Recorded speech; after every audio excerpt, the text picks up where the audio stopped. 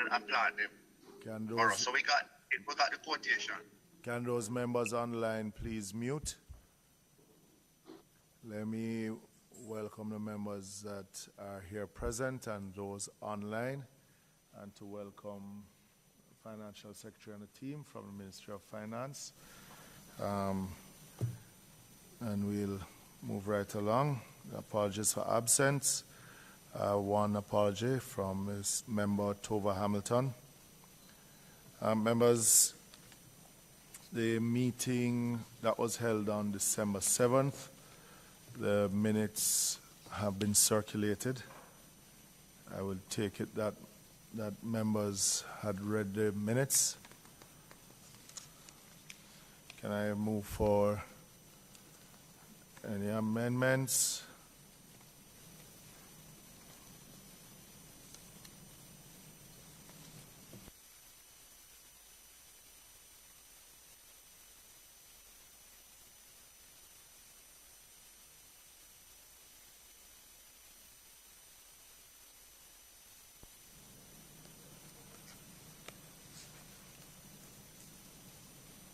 Members, any amendments?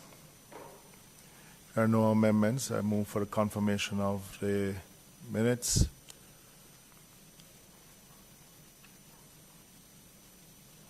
Member Sibley's?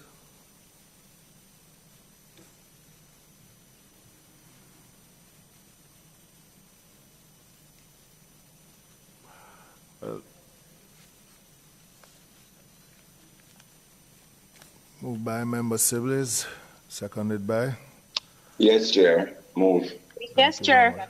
Seconded by Crystal Lee. Thank you. All right. Matters arising. There are no matters arising from those minutes. We'll move on to item 7, which is new business, which is a review of the third supplementary estimate. Madam FS, as usual, you know the drill. Mike.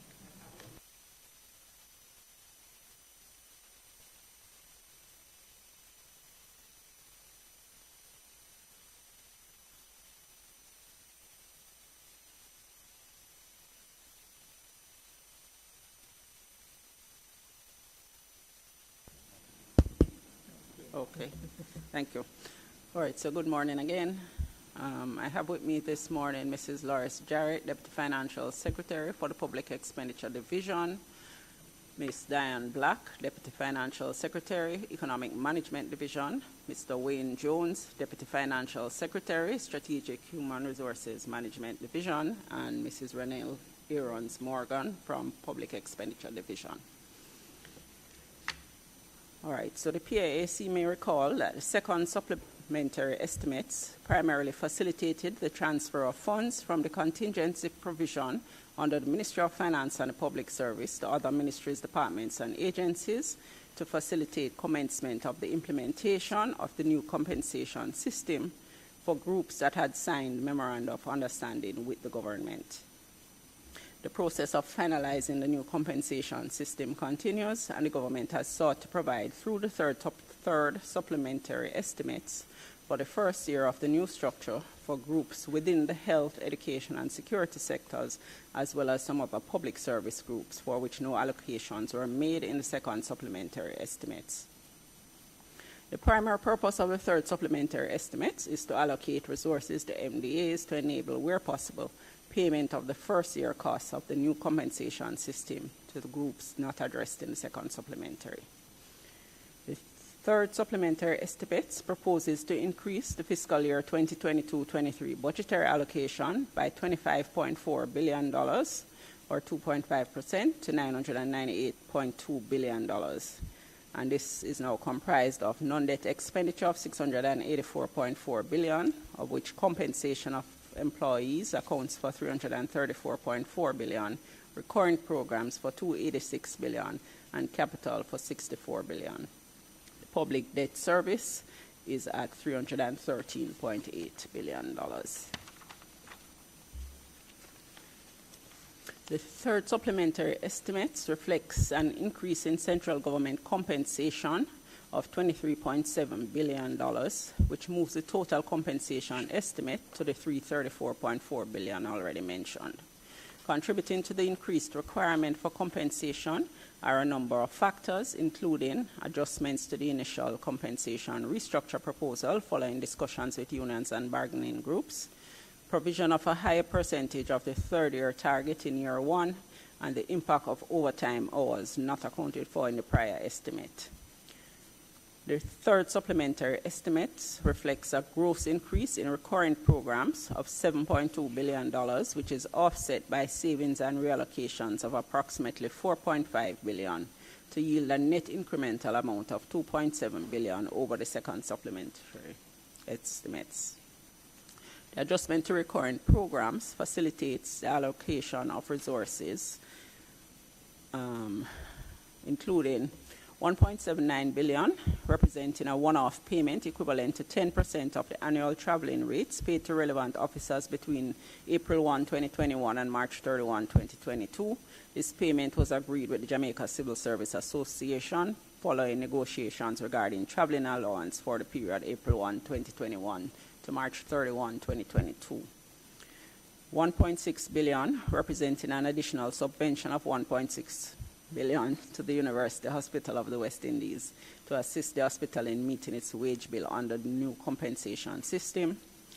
$300 million, additional provision for pensions to adjust the sum budgeted in 2022-23 for the annual increase paid to existing pensioners from $700 million to $1 billion. $600 million to the University of the West Indies Mona campus to assist in meeting their operational expenses during the last quarter of this fiscal year. $429 million to the National Solid Waste Management Authority, of which $227 million is to clear advances provided in December 2022, and $202 million to assist in meeting operational expenses of the new garbage trucks. And there is $911 million provided for outstanding utility arrears owed by MDAs to utility suppliers, including JPS, NWC, and some telecoms operators. Capital expenditure estimate reflects a net reduction of $2.3 billion after reallocation of $1.1 billion to provide additional spending space to the Southern Coastal Highway Improvement Project and for the commencement of civil works on the new Christiana Tax Office. Projects that reflect reductions due to low execution rates include NIDS at $667 million, electronic land titling $500 million, agricultural modernization project $150 million.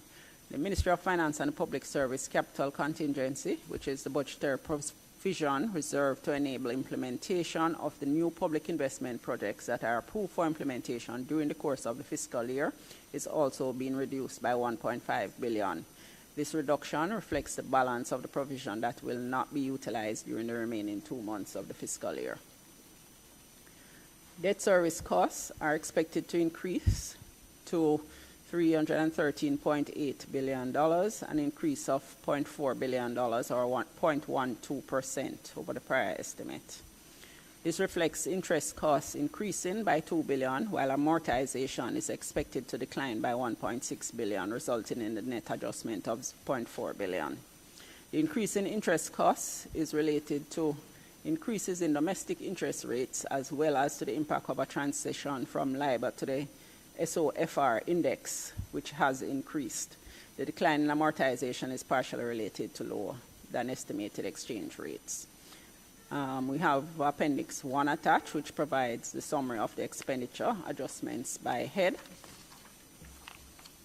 And with respect to financing of the third supplementary estimates, the additional expenditure under the third supplementary estimates will be financed from an expected improvement by $25.4 billion in revenue flows, largely due to higher tax revenue flows. Current tax revenue projections indicates an increase of $28 billion over that projected for the second supplementary estimates, and reflects additional international trade taxes of $6.2 billion and an increase of $21.82 billion in domestic collections. The projection for international trade taxes is predicated on an upward revision to expected growth in imports as well as a faster pace of growth in visitor arrivals. The increase in the projection for taxes on domestic activities mainly reflects the overperformance to date and expected stronger revenue performance through to the end of the fiscal year. The positive outlook is based on an upward revision in the real gross domestic product growth forecast at 5.1% compared to previous forecasts of 4.1%, as well as the impact of the implementation of the first phase of the new compensation system. Higher grant inflows by 1.1 billion are also projected. Lower inflows, however, are projected from non-tax revenue at 0.6 billion down, bauxite levy 1.8 down, and capital revenue 1.2 down. And Appendix 2 provides a summary of the central government operations under the third supplementary estimates, and it also indicates that we are still meeting the targeted 0.3% of GDP. That's it, sir.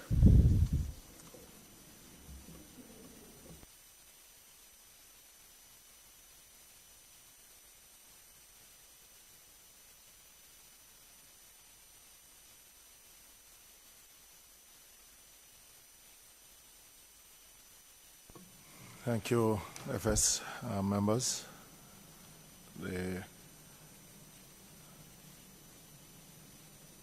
It's a lot of numbers for you to consume. You want some time to go through it? All right. So the floor is open for any questions to the Financial Secretary.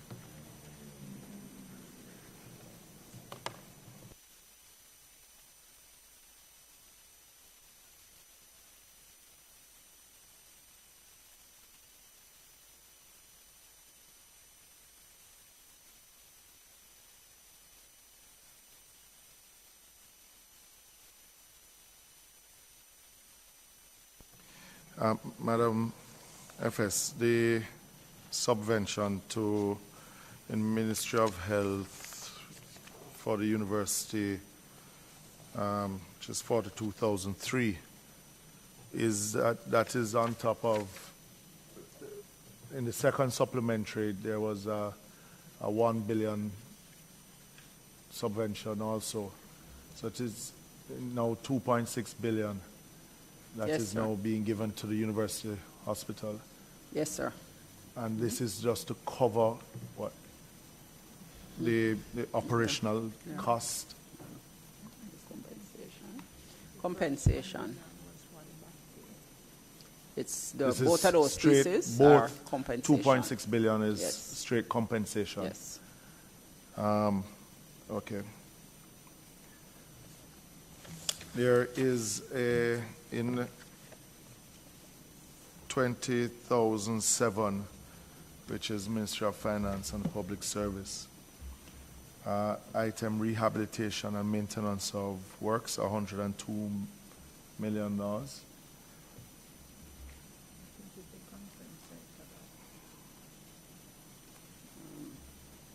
Just trying to locate it. 20,007 under central administration. Okay. It's for work being done on the Jamaica Conference Center. Okay.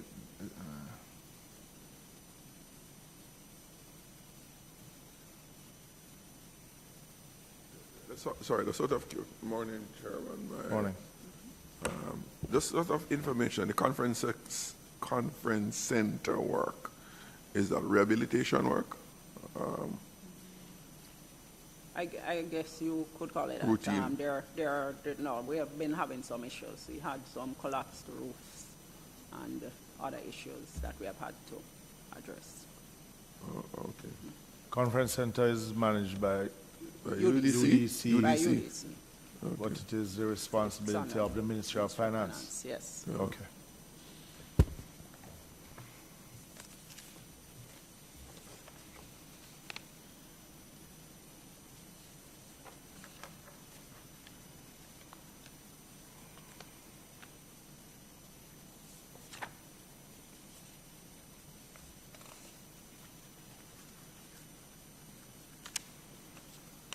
Members?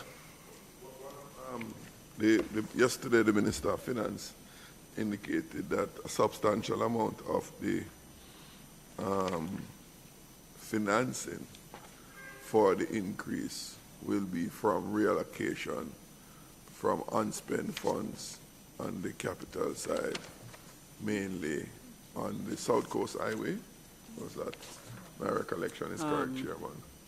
No, so we have reallocations occurring within the recurrent programs, and certainly the reduction, the 2.3 billion reduction on the capital side would also have provided some room, but the 2.3 reduction on the capital side is primarily because they are unable to utilize those funds by the end of the fiscal year.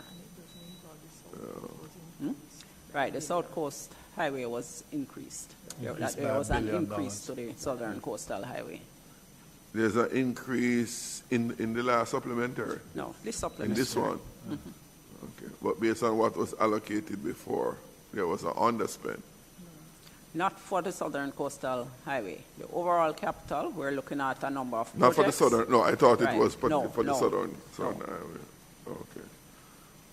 The increase for the Southern North Coast Highway, is it for scope of work or for, what the other term they use when the cost increase, but the scope remain the same? Variation, yeah. All right, so there were some local pipeline and contract work, and that has been done, and the bills are in hand, so they needed some additional. Sorry, could you? It's in relation to pipeline and some of the contract work that has been done, that the bills have now been received, and That responsible for the increase? Yes. For us. So there was no increase to make for more easier use of the users along that corridor. It has been there has been a massive complaint that the NWA program that misery for the people, because Mr. Hunter said that it would cost more if they had better driving, interim driving surface.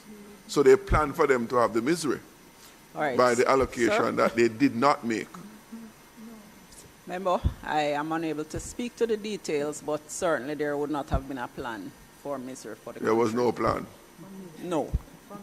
That is where the regret is. For misery. No plan for misery.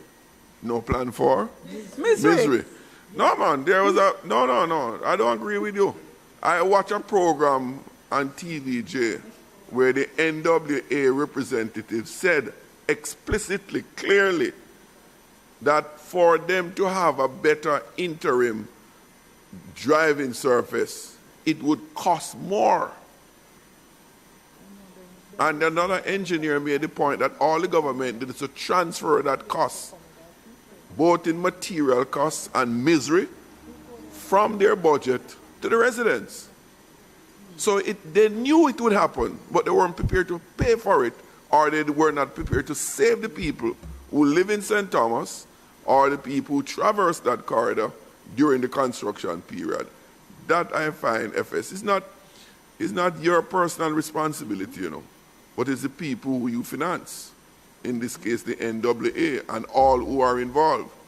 When you see the misery that these people have been subjected to, and the NWA knew that they would suffer that misery and turn a blind eye, turn their back on the people. When we treat our own people that way, it is a travesty. And I hope, Madam FS, when their budgetary request comes to you, who have the final say, you draw the pen in terms of their allocation. I will lean on you, since I can't lean on them, to make sure that they don't subject the people to any more of this misery. Position noted, sir. Member Hannah. Good morning, FS. Good morning to the team from the Ministry of Finance and Planning. It's good to see you. Happy New Year. And all the attendant salutations and best wishes that come or should come for 2023. FS, I want to speak to you a little bit about agriculture. And I recognize that perhaps in Jamaica, we treat agriculture maybe as the third child. It is even upside down in the printed version of the third supplementary estimates. And the reason why I say that is when I look at the cut of 150 million in the agricultural modernization program, I really have to wonder what our thinking is about the future in terms of a policy decision. Last year, our farmers, and typically as a rural MP, and I'd like some latitude here, Mr. Chairman. As a rural member of parliament, I can tell you that farmers typically use the dry months of January, February, and March to to clear land, prepare it to be able to plant later down, maybe in April or May, for the rainy months. What happened last year was that there was a significant drought. And so the yields that were coming in, and RADA even said to you that the kinds of yields that they were expecting in July, they didn't see them. Last year, if I recall, the budget for agriculture was 552 million for, let me just make sure that I'm correct with that. And 5% of the budget, and approximately 3.6 million would go towards agricultural research and development. Now, when you go through the agricultural budget, a lot of it is for staff, for not even so much traveling, because in our constituencies, I can't speak for the chairman, and I know Member Davis may only have 1 to 2 extension officers that cannot even traverse a quarter. But I digress. The issue is that Jamaica is the first country in the Caribbean to have said to the United Nations that based on what is happening with climate control, rising sea levels, drought, intense hurricanes, that they have a problem, and that the yields that they're expecting are not coming through because of extenuating circumstances. And that is why this bothers me, because if you're having a modernization program, it is really to help our over 200,000 small farmers that perhaps is the largest employer in this country of labor. And why it also bothers me is because going forward, other countries that are succeeding in agriculture, for example, Holland, which is the second largest exporter of food behind the United States, after it feeds itself, has increased its budget for agriculture. So countries that are performing well, doing well in agriculture, has seen it as something worthy, doesn't cut a budget, especially in the capital expenditure side. Right now our farmers need water. Right now our farmers need better incentives, more resources to plant, more research and development. And I'm asking you, why have we cut the budget in agriculture by 150 million under this particular issue, particularly on the capital side? Okay, so the modernization of agriculture program it did not start, and it is being reformulated by the Ministry of Agriculture, and that is why it has been reduced at this point. That is what has been. And I'm happy that you said it. So the program, the agricultural modernization program, did not start, and I lament that, because in the House, various ministers of agriculture came here to speak glowingly about the modernization project and how it was going to help farmers. And I'm angry now because my farmers need help. Farmers across the board need help. Agriculture is one of the few industries that we have a global competitive advantage in. And why is it that we always take such scant regard towards our farmers in this country? 1, 2, 3, 4. And online, there is Member Lee, there is Member Dunn, I believe, online. Who else is online? Huh? Okay. Many of us are rural MPs. Only fits alone in here. And see another rural MP coming. And FS, I know you don't set the policy. FS, I know you don't set the policy. But I'm imploring you, you see, in the next budget coming, even though you say it is going to be revamped, this government needs to understand that if it is using or wants to use agriculture not only to build our exports and to increase yields, it has to modernize itself. Rather, in its current form, cannot move this country forward in terms of agriculture. Yes, I said it. It needs funding, it needs resources, it needs technical capacity. We've been doing agriculture in this country the same way for the last 100 years. Since the refrigerated container was invented, Jamaica has not even had the kinds of value-added agriculture that we'd like to see, like Costa Rica and DOMREP. And you're telling me that we haven't started the modernization project? You're telling me that, no, once again, we have to wait? Come on, man. So what is it going to look like in the next financial year?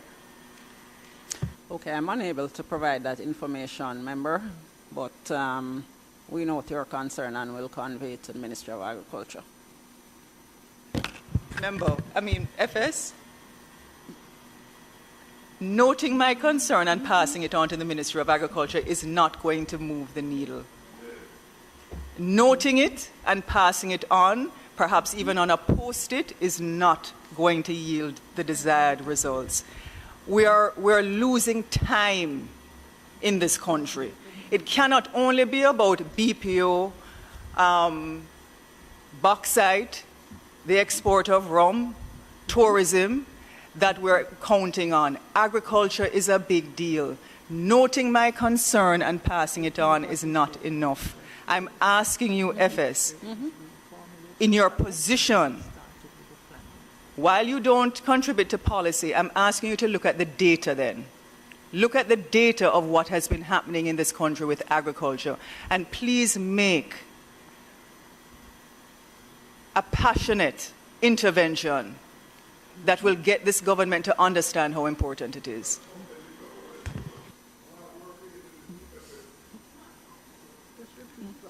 Okay, so certainly the Ministry of Finance, as it usually does, will be looking at the submissions for the next budget, and certainly anything coming from the Ministry of Agriculture will be reviewed and discussed with them. FS, I see, your permission, Chairman, I see that there is no allocation for the Electoral Office of Jamaica. And with 2 months left in the financial year, we can officially say that there will be no election before March 31st. Sir, that question needs to be redirected to the political directorate. No, I'm looking in here. Every election is financed through the Ministry of Finance. Whether we can officially say that there's none. So I cannot respond to that. I will have to protect the FS in this instance. You know, some of you think that the FS is incapable of protecting herself. No, she just did that a while ago. She don't need any protection from any of us. She's one of the most seasoned public servants in the country. Hence why I have to protect her from the question. So I was only highlighting something that was absent the supplementary. I agree. That's all I was doing. It was very loud. No, I was only wanted to make sure that what I saw was absent. Okay. So. Now that has been clarified. Member Siblings. Chair, thank you. Following on Member Hanna's point with the agricultural sector, I too agree with Member Hanna in terms of the importance of the sector. But I do not share and these are my words, the doom and gloom, because it is reported widely in the media that the agricultural sector did extremely well. However, right, so it's not a doom and gloom, right? So, but the agriculture sector doing very well does not mean that the modernization that we as MP for rural constituency is not waiting and wanting badly for our farmers.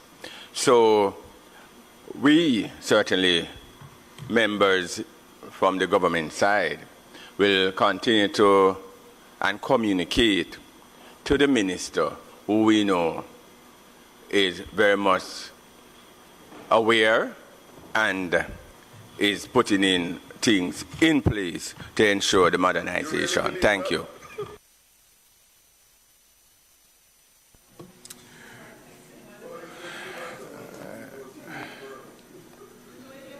Madam FS, page 19,000 C1. Members, 19,000 C1. Under Economic Affairs, Industry and Commerce, access to finance to MSMEs, a reduction of 300 million out of a budget of 750 million. It states that there's a loan reduction of $311 million. Is that, well, the question is, is it a slow take-up of loans? What is the challenge with this program? Why is such a huge reduction? Right. My understanding is that it wasn't moving as fast as expected, and so there is an expectation that this will not be utilized during the year. But when we see reductions such as these, Madam FS, and it is something that you hear from the sector itself, in some instances where it's so cumbersome to access these loans, and when it is that money is out there and not being utilized for the sector, that means then there's some challenge. Is it that we know what the challenge is? Why is such a low take-up of the loans? Is it that there's no interest from the sector itself? Can we zone down into what are the challenges? Okay, I think I would need to get details on this. I believe it's related to what's going through the DBJ, but we will get some information and advice. Please, it would be interesting to find out the reasons why. Member Phillips. Yes, Chair, to follow up on that. Out there, many of these small businesses or medium-sized businesses, they keep complaining that it is very difficult to even complete the application for these loans. And I am thinking that maybe it is something that needs to be reviewed without increasing any risk of these loans not being repaid. But certainly we depend on our small business and our medium-sized business to move the economy and to employ Jamaicans. And so for these loans, this money being available and these small business owners are not taking it up, it is now corroborating what they have been saying to me out there, that though some of them said it doesn't even make any sense, they apply. So I think we need to do somewhat, for want of a better word, an audit as to why we are having these low take-up, and to see what could be recommended or implemented to bring about a change in a balanced way, and the balanced way that I'm saying, without incurring the risks of non-performance and also, and hence, non-repayment of the loan.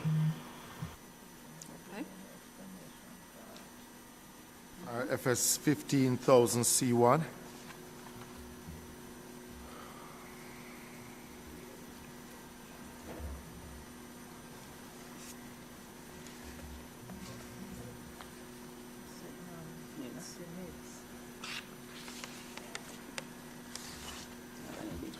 The reduction of 667 million to do with the needs. Can we state why a reduction of 600 million, where the bulk of it is for use of goods and services? Yeah, Mrs. Jarrett will respond. Chair, as we understand it, there are three major components here that have contributed to the reduction. The pilot enrollment sites, there has been a delay in the completion of the redesigns, and hence the savings have accrued and would not be paid out to the contractors in this financial year. How would this affect the implementation time that was announced for? Well, I don't have the precise impact in terms of timelines, but we could get that as well. Yes. From the from the Office of the Prime Minister. Then the other component has to do with the power supply, and that what we have is that there has been a delay in the delivery of the power supply by the vendor. Can you just repeat the areas that you said that there are delays? The pilot enrollment sites, the redundant power supply, and the third has to do with the transformation of the RGD.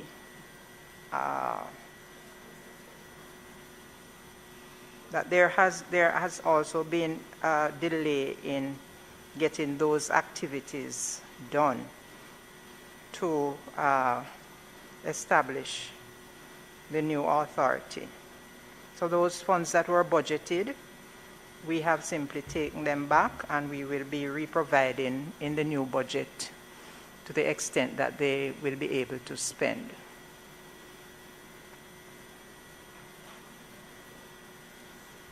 Go ahead.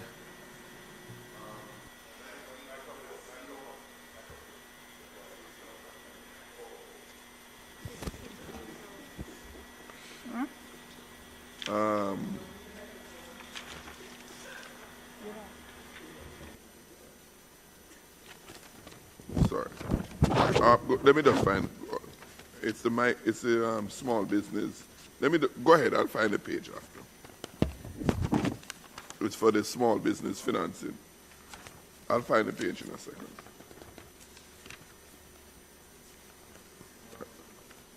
Yeah, SME. See, yes. There's a reduction. What? Okay, sorry. But remember, if you have any additional questions to it, we had okay. On 19,000 C2, the electronic land titling that has been totally reduced. I mean, had an approved estimate of 500 million, and 521 million. The new approved estimate is now 21 million. So, did that program well, obviously it didn't get off the ground. But can any explanation be given what are the challenges or why it is that this program, that is a critical component of our land titling landscape, in why it has been reduced so much. Okay, sir. So again, we don't have the details. It does not appear to have gotten off the ground as it should have, and basically, with 2 months left in the year, it's not going to happen. But we can do further checks and relay. Well, this is one, Madam FS, I'm asking if we could just get an update on this one. All right? The bauxite levy, compared to the second supplementary and what is estimated in the third supplementary, expecting a 60% reduction in the levy itself. Can the FS expand on why such a drastic reduction? Okay, so we would have had amounts programmed to come in, some of it arrears, primarily arrears, and we have seen a fall off and indications that in the agreed timeline, indications that it will not come in, and so we have removed it. Because the reduction has to do with, and I know that Jamaica is now under the Ministry of Finance's watch. Has that factory ramped up its production, or is this attributed to low production coming from that plant? I think there is a small amount related to Jamaica. I think the bulk of it, though, was not in relation to Jamaica. What has been cut is not Jamaica. It's arrears from Noranda. Arrears from Noranda, primarily, that has fallen off. So Jamaica is not really factoring much in this? Yeah, there is some reduction from the Jamaica. Since the fire, Madam FS, and knowing that they had recommissioned their new power plant, are they now in a more healthy position where production is concerned? That is Jamaica. Are there still issues dealing with the energy situation there? All right, the plant is not fully restored, and so production would not be back at the required level, as far as I'm aware. Can you have any information on where they are, where production is concerned? Are they back to what percentage of the capacity? I'll have to get that and give you, sir. I know it's not back to full production, but I'd have to let you know. All right. FS, Mr. Chairman, FS, you know why I'm so passionate about growing this economy, particularly using things like agriculture. If we go all in, for example, so that we don't have a statement like this, which says, the Minister of Finance noted that the additional expenditure in the third supplementary estimates are expected to be financed from projected increases in tax revenues. At some point, we need to be able to grow this economy in a way that we don't continue to expect that to fund a budget, we have to increase our tax revenues. Is this a correct statement? Right, so the increases in tax revenues are arising from a number of factors, one of them being... I know the number of factors that are happening, the payment of staff, etc. No, but growth is, we have a higher projection for growth, and that fuels factors into us looking at higher taxes as well.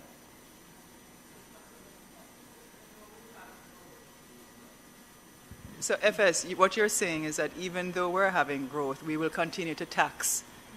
No, but it's the same rates. We haven't increased rates. It's being generated from the higher levels of growth. As more things grow, more production, more income. So we don't expect whatever. we don't expect to hear the Minister of Finance coming in his budget presentation to announce any new taxes. Then I would not be able to respond to that.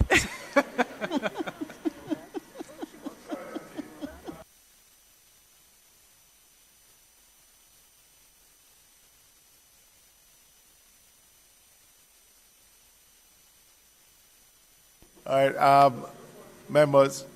Yeah, go ahead, member. I know in our agreements for recent times, the GDP level for the public service had been at 9.5, thereabout. I think in the report we're looking at, it's about 11.5 now, beyond the target. When is the 9.5? You remind us, when is I know some of these targets spread over a period of time, probably go up to 2014. The 9.5% GDP for the public, the cost of the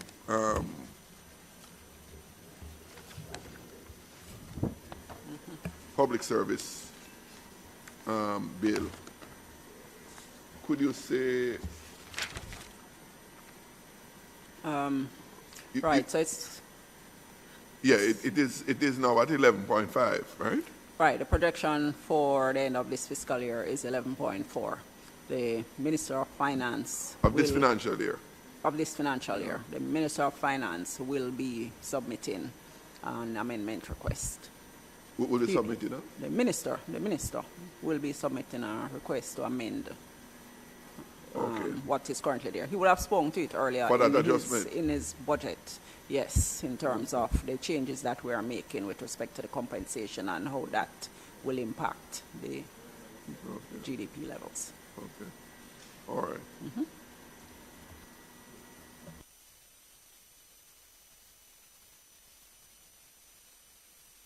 All right, members, are there any other questions? There are no other questions. Well, let me thank the FS for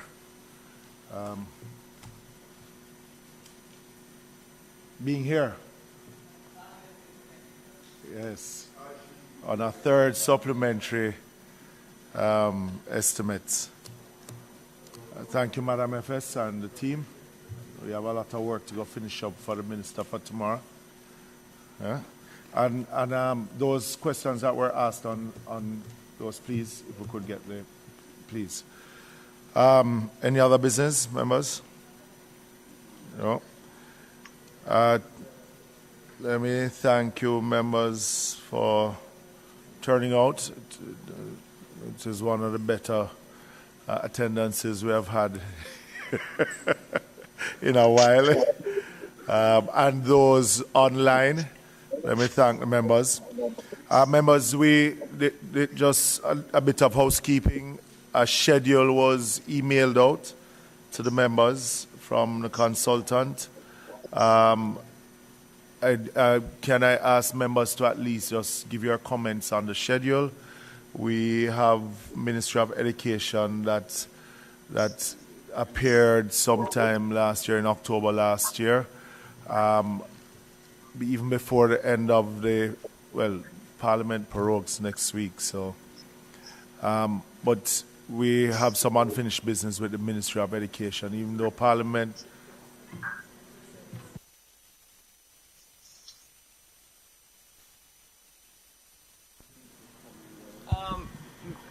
Mr. Chairman, I want to be a part of that meeting with the Ministry of Education because I think those issues have been going on and they keep rolling over. So I think it is still relevant even if it is a new financial year for us to interrogate the issues. So I would still keep them on the agenda. Well, what I'm suggesting, members, is even though the Parliament may prorogue, it doesn't stop us from even having a meeting with them. They have, if you read the report, it is a very comprehensive report. I mean, we spent a whole day going through just the first part of the report. It is a long report. We have gotten some updated information from the Ministry of Education coming out of that meeting. I am suggesting, it is going to be left up to the members, that after the ceremonial opening of Parliament, there's a gap if we can even have one meeting with the Ministry of Education during that period. Mr. Chairman, whilst I agree with Member Hannah on the fact that if it is a matter that needs to be urgently dealt with, that we deal with the matter, but yes, Parliament will be prorogued after the ceremonial. You're suggesting that you're not going to be here, and I know I will be off on government duties just the same. And so I too would want to be a part of that meeting. So taking it in the earliest part of the new year, new financial year, year, that's what it is. That we do so. No, but you know, before go ahead. Before, I know that each time you'll send out a memo to say who is possible can make it, but I think that we must be of that standing wherein if a meeting is set, rather than you asking who can be present from who can't be present, because we are never going to get, and notice we're not going to get everybody at any one date. And so I suggest, because sometimes I miss the email, I'm not going to lie to you, I miss the email, but that doesn't necessarily mean that if I call a colleague of mine to say, do we have meeting, that I'm not going to be present. You understand me? So whilst all of that is being said, is that we set a date, but bear in mind that two of your most prominent members won't be here in the early stage. Well, member, I'm happy for your intervention because there are a couple of challenges. Ever since this current financial year, and I would say since the last election, and being appointed as chairman of the committee, one of the challenges that I have is that the standing orders and the clerk of the house itself is not, even when we set, if I recommend a date, which was what would have happened in the past, I am now being told that I can't set a date without the members responding. And the majority of, I'm just telling you what is happening, the majority of the members have to agree.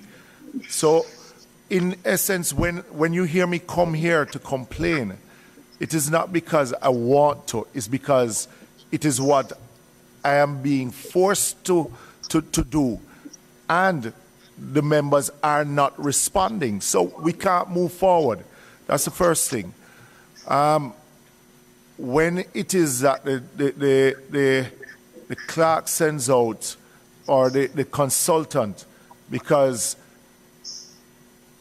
we have to be guided by the consultant, because we are now being straitjacket to a certain extent, that we have to get the recommendations from the consultant, then we can discuss it and adjust it.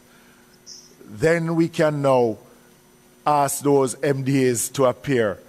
So when the consultant sends out his recommendation, if it is that we do not discuss it at all, then we are somewhat in a position where we now have to go with that schedule that has been recommended. But we need to discuss that. And what has happened in this last financial year is that we keep on kicking it down the road, that we discuss at the next meeting, and then we really don't have a schedule ahead of us. So on the last point is that I would want us to look at, whenever we get the date of after the budget debate, and we start after the budget debate, that we at least send out that notice to the Ministry of Education. Because I think it is important that after asking the ministries to prepare these reports, have spent so much time, they withdrew it because they thought that there was more to go in it. It is a comprehensive report. I think it is critical that we set that date soon after the closing of the budget debate. Mr. Chairman, and I'm happy you raised that point, because on some housekeeping matters, may I say to the administrator of the committee that the emails tend to be cumbersome.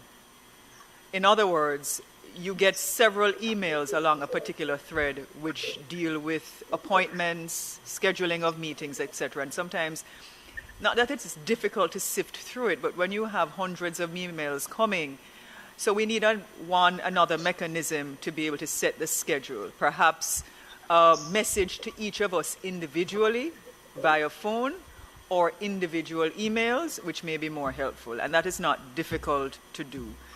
The other issue is if we look at the dates right now, if you can just tell me what the schedule, the proposed schedule. We have said that the ceremonial part of the Parliament and during that period is not conducive. It's not conducive because some of us won't be here, but it's also not conducive because typically there's a lunch that people go to. And so, yeah, it's not a conducive day for anything to happen. So may I propose, therefore, that maybe the following Monday, if that is possible, for us to come, which, well, this is an important thing. I don't know why we can't have it on a Monday and on the same Wednesday of the same week.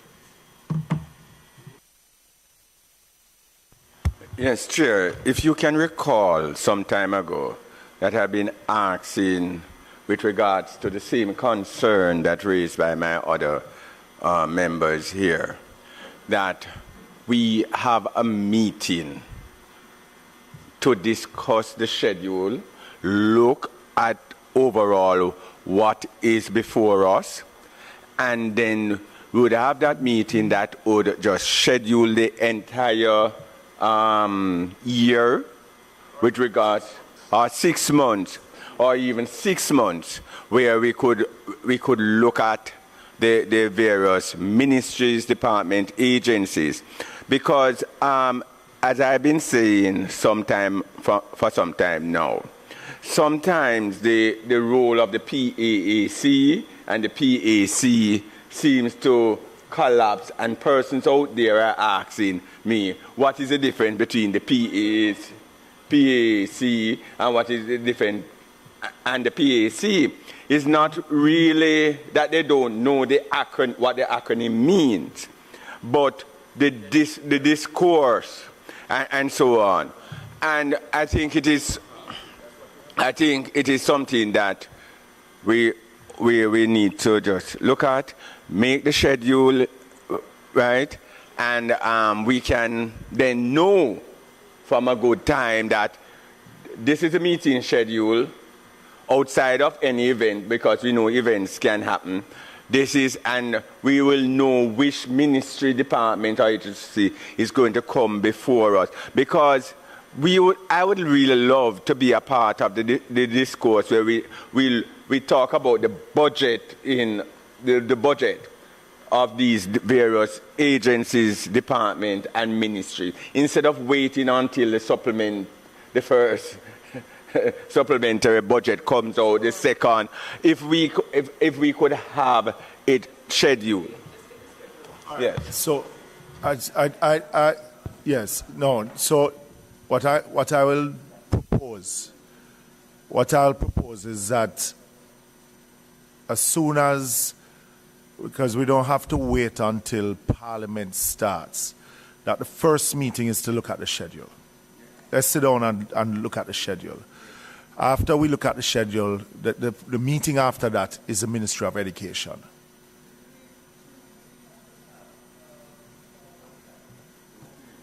Based on the standing orders, do we have to have a formal meeting to discuss a schedule, or can we have an informal Zoom meeting amongst ourselves? We can have that informal Zoom meeting. The thing is that, as I said, what has happened is that when it is sent out, the response, I can tell you, there's probably a handful of members that even respond to the schedule itself.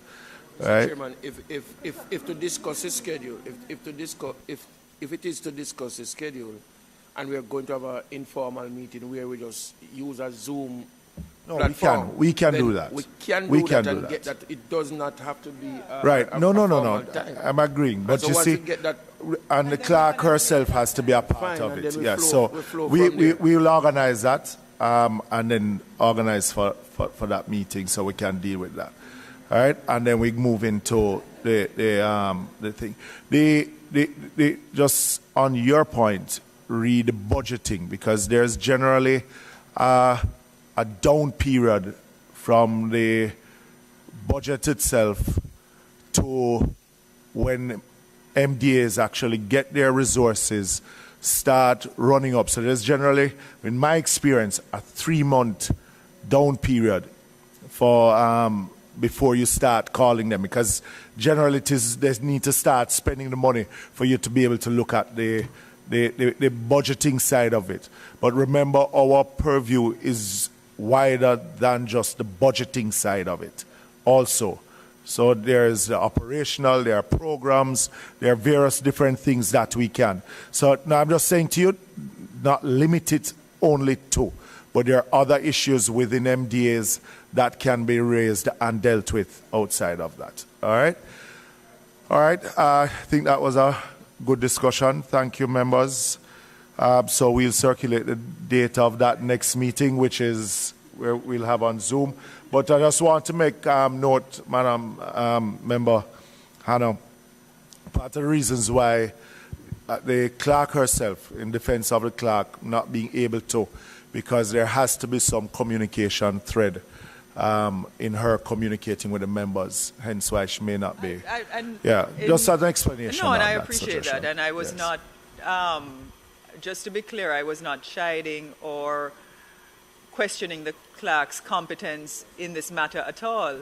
What I was just trying to say to her is we appreciate the work that she's doing, but sometimes what happens is to actually go down the entire thread, once an email gets there, things get lost in translation. And so while she may have that email thread, we have to find a system or a mechanism that is more laser-like to get the responses promptly and accurately. Is it too far-fetched that we do a formal WhatsApp group so she knows very well that is P? No, she can't do a WhatsApp group. She can't? Okay. She doesn't have a work phone. It's her personal phone that she uses when she calls. No, one of the things is that instead of sending it as a thread, each email comes separate. Right? So that will help to take care of it. So that will help to take care of it. That's easy. All right? Members, we will circulate the date. We will circulate the date of that Zoom meeting so that we can then deal with the schedule. One has been sent out by the consultant, so we'll just look at that and add and subtract where we see fit. All right? All right. Thank you, members. Meeting is adjourned.